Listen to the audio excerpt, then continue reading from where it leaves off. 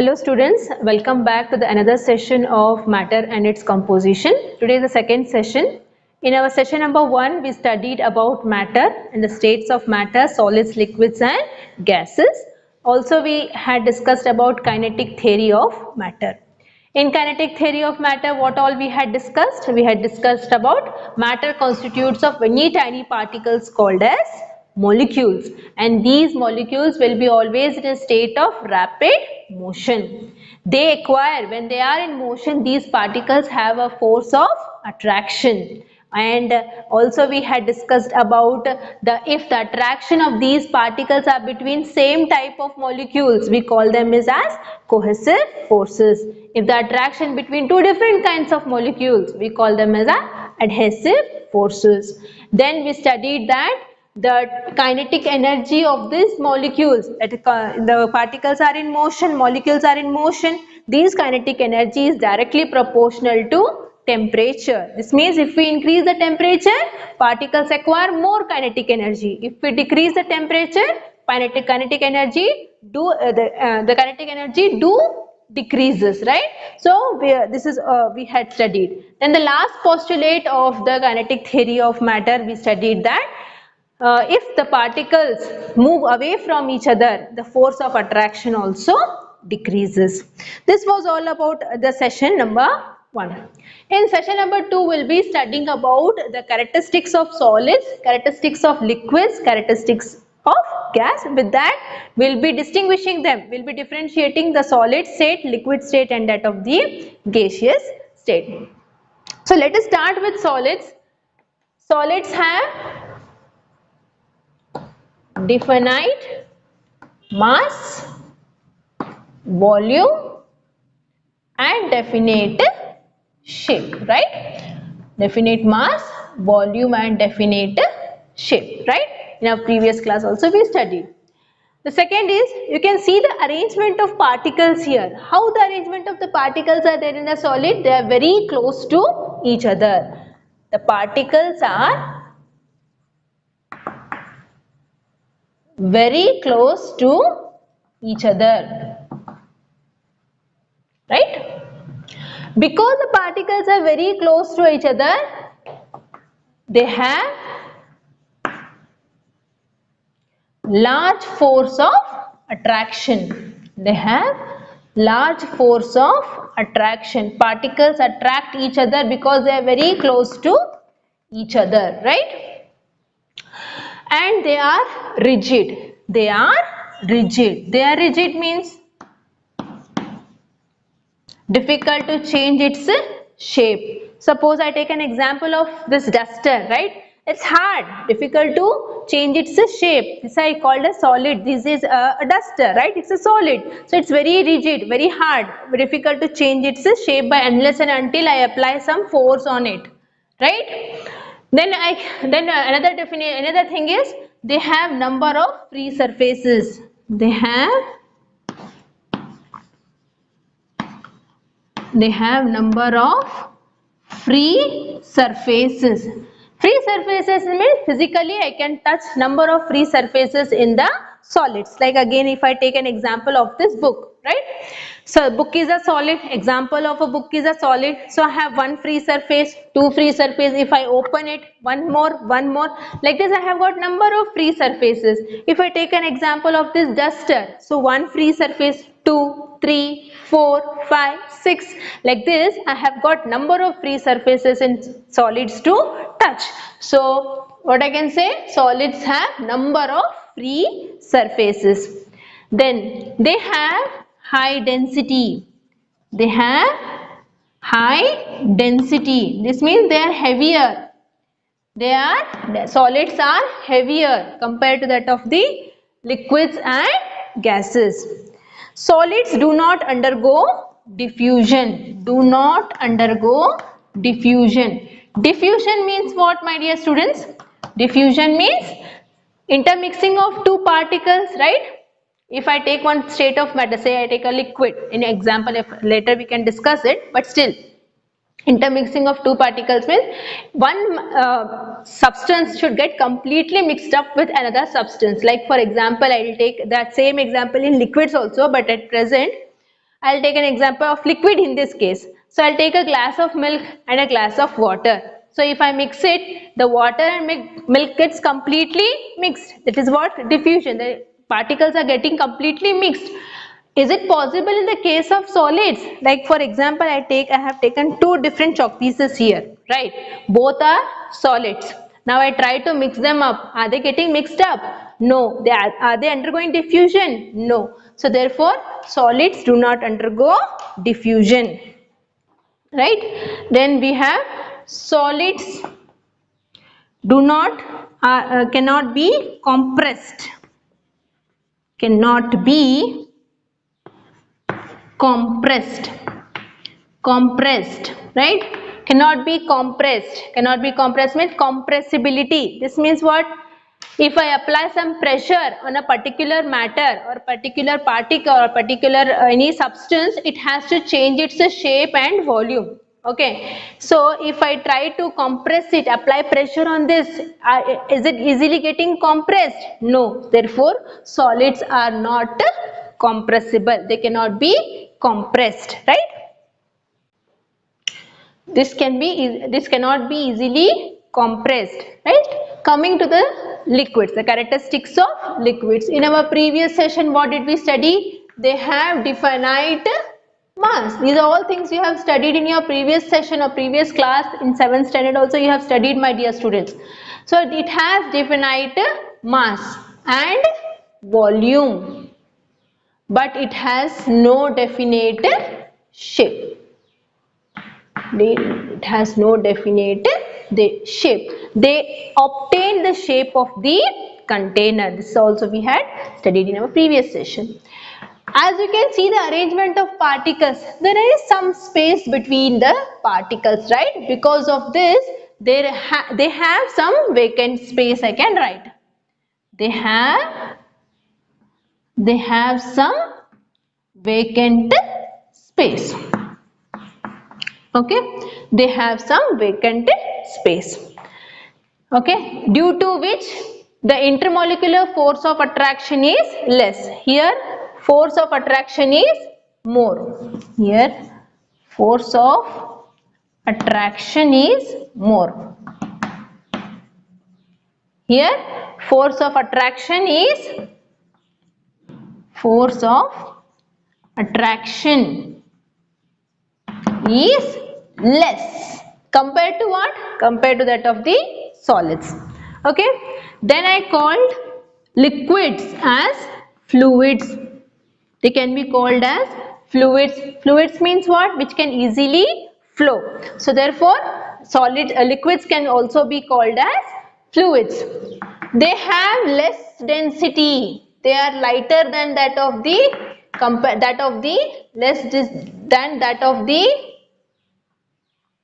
they have less density than that of the solids, right? Then this you will only tell me now. Do they undergo diffusion? Yes, definitely they do undergo diffusion. They get completely mixed with each other. Okay. Then we have they have only one free surface. They have only one free surface. Okay, so the example I'm going to take you right now here is, see, now I have taken a beaker, I have poured it with the water, right? Now the only free surface I can touch is what? Only one, that is the upper surface is only free. If I want to touch with the liquid, is it possible for me to touch? No. So whereas in case of solids, what we had number of free surfaces, but in case of liquids we have only one free surface, or the upper one, or of the upper surface. You take any container, only the upper surface of the liquid will be free, right? So this is the free surface of the liquid is only one. Then liquids are compressible or not compressible? You can say yes, or else you can say no also, because up to very slight condition we can say that liquids are slightly compressible. And the molecules, when it is heated, the liquids do expand on heating. This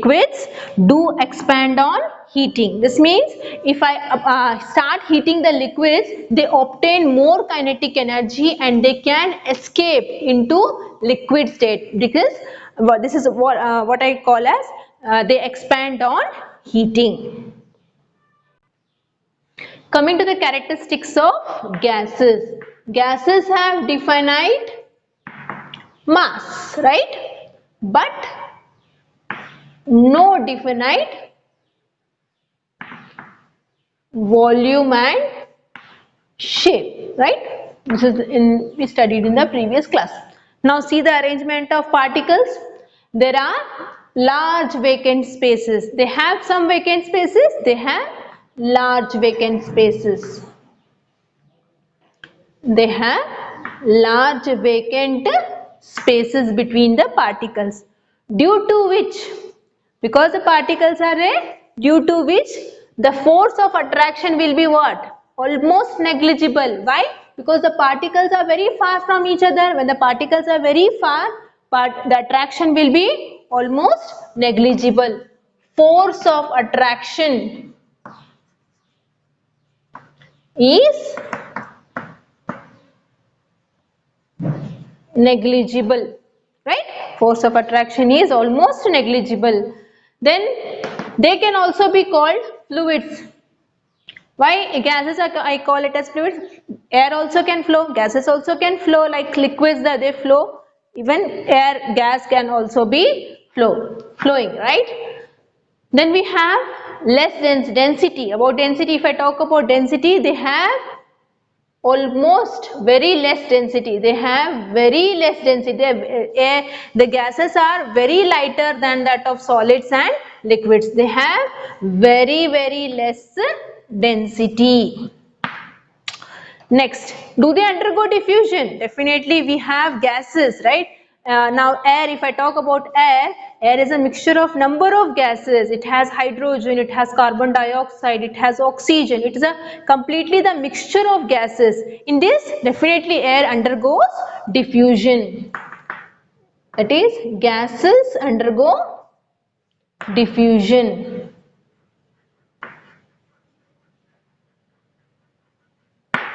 Right? Then they have no free surface. NO, they have no free surface. Don't get confused with solids and liquids. Here we have number of free surface and here we have no free surface. Suppose it's a classroom, there's a room, in this room there's a completely filled with air. Is there any surface of the air I can touch? Or no, definitely it is not possible. Therefore, in gases we have no free surface. So gases are highly compressible. We are going to demonstrate an experiment right now. After this, we will come to know they are highly compressible. Gases can be very highly compressed at one extent. Okay, then gases do exert pressure on the walls of the container. You might have seen everyone has cylinder at home. There is a huge amount of gas in that cylinder which is getting compressed. We have completely compressed that gas. And when the gases are kept in a container, they do exert pressure on the container, on the walls of the container. They exert pressure on the walls of the container.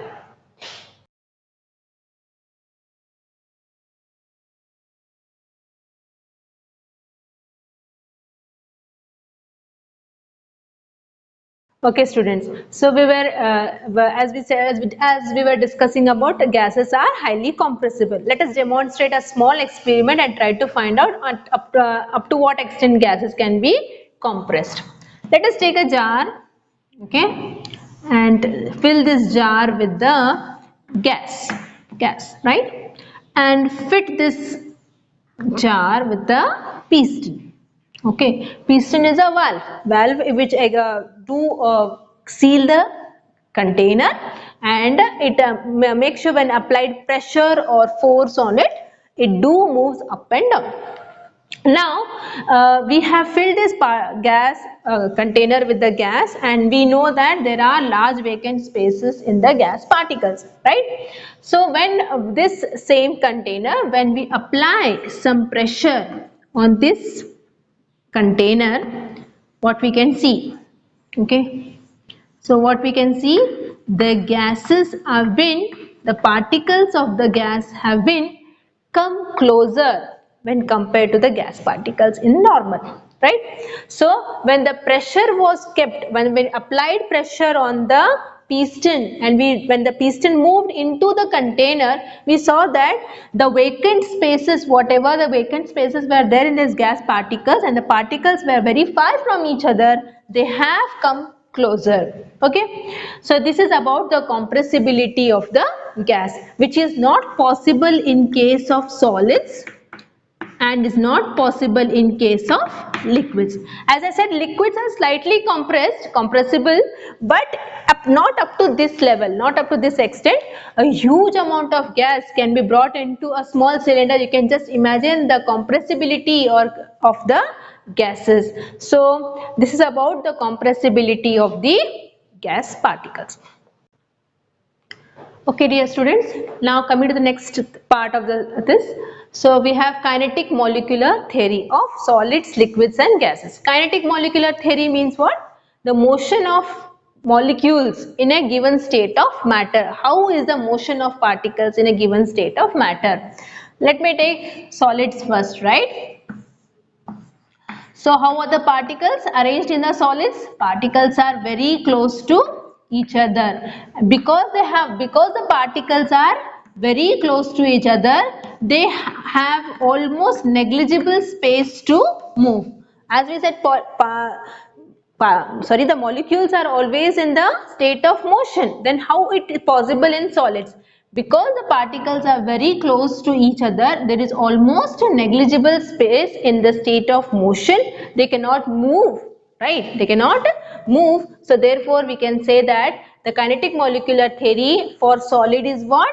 The particles are closely packed to each other, due to which the space between the particles is negligible and they are not supposed to move because particles are very compact, right? Next, coming to kinetic molecular theory of liquid. How the particles are arranged in the liquid you all know now. Particles are white, molecules are quite far from each other. Okay, because particles are far from each other, they possess more kinetic energy compared to that of the solids. So liquids, what about the kinetic theory of matter? They have large kinetic energy. They have large kinetic energy, due to which particles or molecules are always in a state of motion, right? Then we have gases, right? In gases, there are large vacant spaces, due to which they have very large kinetic energy. Particles are always in a state of motion, right? And they have force of attraction between these particles is almost what?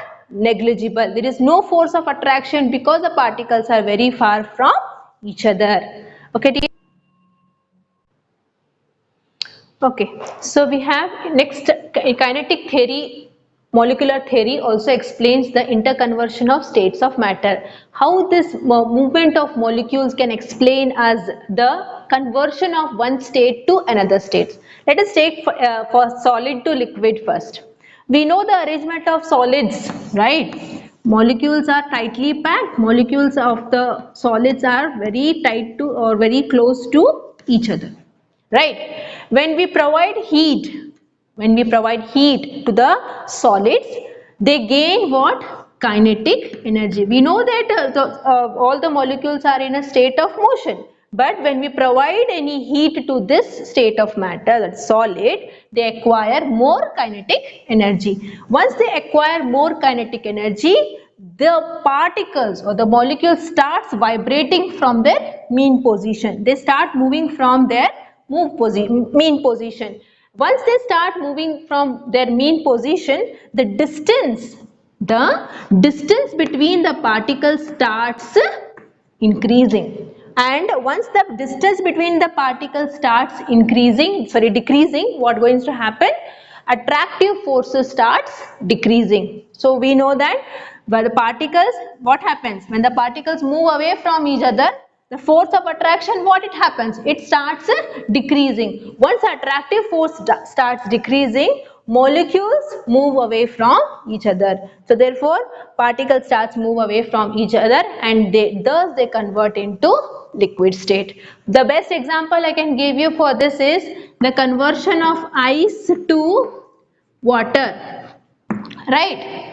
The conversion of ice to water is the best example for this. So it is in solid state. Ice is in solid state, and the particles are very compact in this state. And whereas when we give temperature, or when we bring the ice to a room temperature, definitely there is a change in the temperature for the ice molecules. Therefore, when there is an increase in temperature, the particles start moving from their mean position, and when they start moving from their mean position, they start moving from each other, and with that, force of attraction decreases and molecules starts moving from each other, therefore convert into liquid state. So with this, we can say that the heat needed to convert tightly bound solid to loosely bound liquid is called as latent heat of fusion.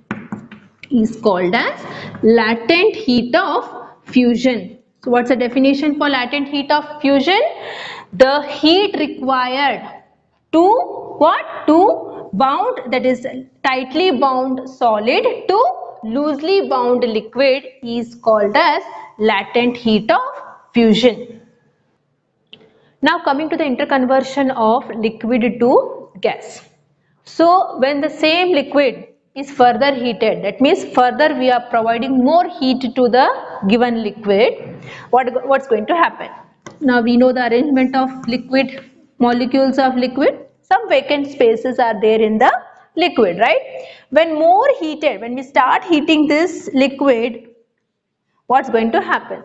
The molecules have already gained energy, right? Those liquid molecules, what's going to, they acquire more kinetic energy. They gain more kinetic energy, and once the more kinetic energy, if they gain, what's going to happen? They start moving more further. So therefore, when they start moving further, number of molecules start escaping from surface increases. Whatever the molecules are there, they start escaping from the surface, and we know every liquid has its own boiling point. Once the liquid attains its boiling point, it escapes from the surface and thus turn into vapor, and we thus turn into and mix it with the gaseous form. So this is about the conversion of liquid to vapor or gas. So how we can define it now?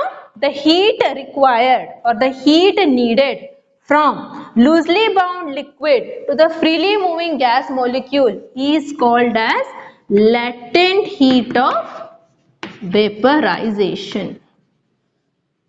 Latent heat of vaporization. What about latent heat of fusion? Latent heat of fusion. The heat required or the heat needed to convert strong bond of solid to that of the liquid, or the tightly bound solid to the loosely bound liquid, is called as latent heat of fusion. Whereas the heat required for loosely bound liquid to the freely moving gas molecules is called as latent heat of vaporization.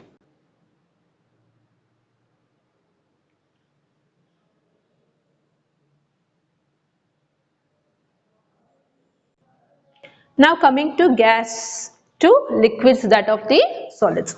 Now in case of gases, what's going to happen? We need to cool the gases, we need to condense the gases. So therefore, when the gases are cooled, molecules lose energy. Whereas in these two cases, what we came to know? We came to know that molecules gain energy, whereas in this case molecules lose energy and therefore they condense to liquid. Therefore they condense to liquid.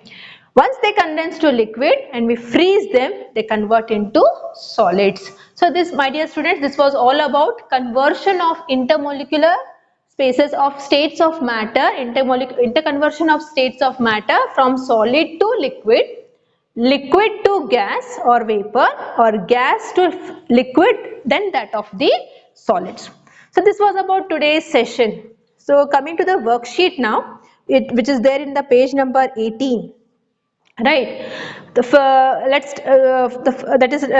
the first thing is in fill in the blanks with suitable answers. For that, first three is a homework for you. Dash have definite shape and definite volume. You know what has definite shape and what has definite volume. Right. Second one, the molecules in a gas have high dash energy. This is also a homework for you. Third one, a dash can be poured from one vessel to another vessel. So that is also a homework for you. Fourth one, dash exert equal pressure in all direction. What's the answer? Gases. Gases exert equal pressure in all direction. Similarly, fifth one, dash is a homogeneous material made of carbon. Homogeneous material, here I was talking when I was talking about the characteristics of solids, I said that they have number of free surfaces. So for that, one of the example is diamond. That is, it has homogeneous material. It's a homogeneous material which has number of free surfaces. So the fifth answer is diamond. Second main, differentiate between solids, liquids and gases. So spaces. What about the spaces in solids? They have very less space or least space in the solids. And in liquids we have large space. And in gases we have very large space. Energy. So here we have, in solids we have very less kinetic energy, and in liquids we have high kinetic energy, and in gases we have highest kinetic energy. Coming to density, you try, my dear students. What about the density in solids, liquids and gas? You try this one. Okay, what about the surfaces? Surfaces, in solids we have number of free surfaces. What about liquids? We have only one free surface. And in gases we have no free surfaces. Molecular motion, try this one, my dear students. Okay, third one, give one word for the following. Small particles that make up the matter. Okay, what are the small particles according to kinetic theory, right? Small particles are what? They are molecules. Yes, second one, attractive forces between the molecules of same kind. What it is? Cohesive forces. Attractive forces between molecules of different kind. You try this one. Substances that takes the shape of the container. Definitely it is what? Liquid. Anything that occupies space and has mass or weight, what it is called? You try this one. Matter which has uniform composition and same properties throughout the bulk, we call it as a homogeneous material or homogeneous thing. Then next, fourth one, you should try it, my dear students. We have taken the same liquid in a container and we have held it with the piston, and when the piston is pushed inwards, the gas squeezed into comparatively less volume, and this property is known as what? Okay, we had discussed in today's session, right? So this was all about today's session. In the coming session, we will be discussing more about sublimation, difference between gases and vapors, and also we will be discussing about law of conservation of mass. That's all for today, students. Thank you very much.